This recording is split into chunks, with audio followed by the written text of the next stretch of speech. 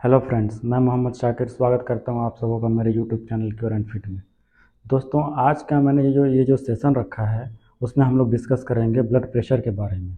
और जी हाँ, थंबनेल में जो आपने देखा है वो बिल्कुल सही है। मैं आप लोगों को 4 ऐसे रेमेडीज़ या टेक्निक्स बतलाऊँगा जिससे आपका जो बीपी जो बहुत ज़्यादा हाई हो जा रहा है वो काफ़ी ज़्यादा सेटल डाउन हो जाएगा। मे बी आपको मेडिसिन की आवश्यकता ना पड़े, लेकिन दोस्तों इसके लिए आपको मेरे वीडियो को पूरा देखना होगा, एंड तक देखना होगा।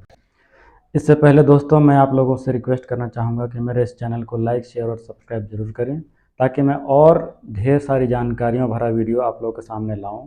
दोस्तों, इसमें काफ़ी मेहनत आती है, तो मैं आप चाहता हूं कि आप लोग एक लाइक और शेयर तो कर ही सकते हैं। दोस्तों आइए शुरू करते हैं ब्लड प्रेशर। तो आखिर ब्लड प्रेशर होता क्या है?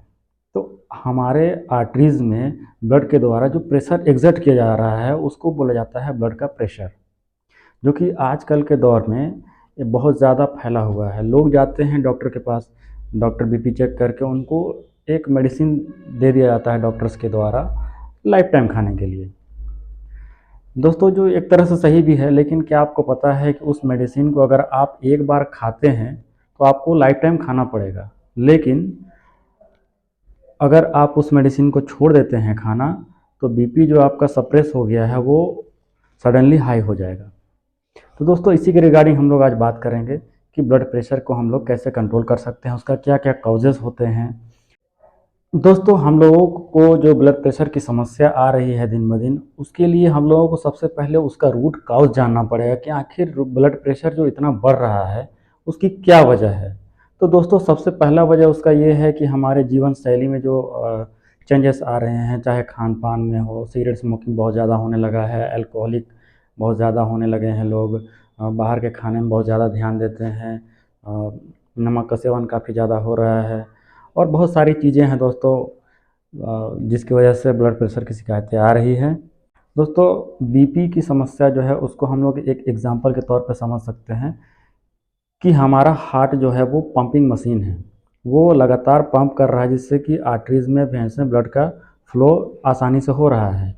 अब मान लीजिए अगर किसी पाइप में पानी जा रहा है और अगर हम लोग उसको अगर प्रेस करते हैं, पिंच करते हैं या दबाते हैं, या उसके अंदर कोई क्लॉट हो या किसी तरह का कोई लेयर जमा हो, तो उससे क्या होता है कि उसका फ्लो जो है वो काफ़ी तेज़ हो जाता है, और इससे इसके साथ साथ जो मशीन है उसमें भी दबाव पड़ता है। तो ठीक उसी तरह हार्ट हमारा एक मशीन है, पंप है, जो कि पंपिंग मशीन है, जो कि पंप करते रहता है। तो हमारी आर्टरीज़ में कोलेस्ट्रॉल का लेयर जो जम जाता है या किसी तरह का क्लोट्स आ जाता है, तो उससे क्या होता है कि ब्लड जो है काफ़ी फोर्सफुली बहना चाहता है, जिसकी वजह से उसका लेवल जो है बीपी का हाई हो जाता है, और इससे जो है दोस्तों हमारे हार्ट में भी काफ़ी इफ़ेक्ट पड़ता है। दोस्तों, आपको ये जानकर हैरानी होगी कि ब्लड प्रेशर की शिकायत से ब्रेन स्ट्रोक हो सकता है, आपको लकवा हो सकता है, अब इसको पैरालिसिस भी बोला जा सकता है। दोस्तों, बीपी की समस्या से आपकी किडनी में भी असर पड़ता है, और बीपी को इसीलिए साइलेंट किलर कहा गया है दोस्तों, क्योंकि बीपी की बीमारी जिसको भी है इसका कोई साइंस सिम्टम्स बहुत ज़्यादा नहीं होता है। इसमें बेसिकली कोई लक्षण नहीं होता है, हम लोग कह सकते हैं। इसका लक्षण कभी कभी ऐसा होता है कि जिसकी बीपी अगर बहुत ज़्यादा बढ़ गई है तो उसमें पेशेंट को कभी घबराहट हो सकती है, या कभी स्वेटिंग हो सकता है, हेडेक हो सकता है, कभी कभी मरीज चक्कर खा के गिर भी जाता है। तो बेसिकली ये सारी चीज़ें होती हैं। दोस्तों, क्या आप लोगों को पता है कि ये सब चीज़ें सिर्फ इंसानों में ही क्यों होती हैं, या इतने जो अस्पताल बनाए गए हैं ये सिर्फ इंसानों के लिए ही क्यों हैं? क्या आपने कभी सोचा है कि जानवरों का इतना अस्पताल क्यों नहीं है, या जानवरों को ये सारी बीमारियां क्यों नहीं होती हैं? डेफिनेटली दोस्तों, उनको ये बीमारियां इसलिए नहीं होती हैं क्योंकि वो आज से 100 साल पहले जो वो इस्तेमाल करते थे, चाहे उनका खाना हो, चाहे उनका सोने का टाइम हो, या जीवन शैली की और भी जो ज़रूरतें हों, वो 100 साल पहले जैसे थे वैसे अभी भी है। लेकिन हम इंसानों को उसमें बहुत सारी चेंजेस हो गए हैं, हम लोग काफ़ी आगे बढ़ गए हैं, खान पान में बहुत ज़्यादा हम लोग तब्दीली ले आए हैं, जिसकी वजह से हम लोगों को ये सारी परेशानियों का सामना करना पड़ रहा है दोस्तों। अब बात आती है दोस्तों, हम लोग इससे बचने के लिए क्या कर सकते हैं, क्योंकि हमेशा ये कहा गया है prevention is better than cure, इलाज से अच्छा या इलाज से बेहतर बचाव है। तो दोस्तों इससे बचने के लिए हम लोग सिंपल वे में ये कह सकते हैं कि हम लोगों को अपनी जीवन शैली में सुधार करना पड़ेगा। मैं ये नहीं बोल रहा हूँ कि हम लोग को 100 साल पीछे चले जाना है, लेकिन कम से कम अपने खाने का जो सामग्री है या जो बाहर की चीज़ें हैं, ज़्यादा तली भुनी भुनी चीज़ों को नहीं खाना है, बहुत ज़्यादा नमक का सेवन नहीं करना है। कोशिश करना है कि हम लोग सुबह में उठ के मॉर्निंग वॉक कर लें।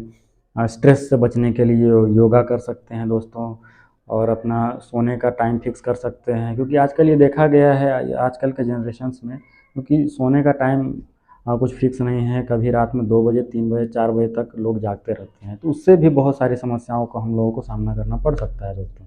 दोस्तों इसके साथ ही साथ हम लोग जो खाते पीते हैं उसमें ये बोल सकते हैं कि बहुत ज़्यादा कॉफ़ी का सेवन नहीं करना है, सॉल्टी शुगरी चीज़ नहीं खाना है, पैकेज्ड फूड नहीं लेना है, और जो बाहर के जो प्रोसेस्ड फूड्स जो रहते हैं उनको नहीं लेना है। कोशिश करना है कि स्ट्रीट फूड से हम लोगों को अवॉइड करना है।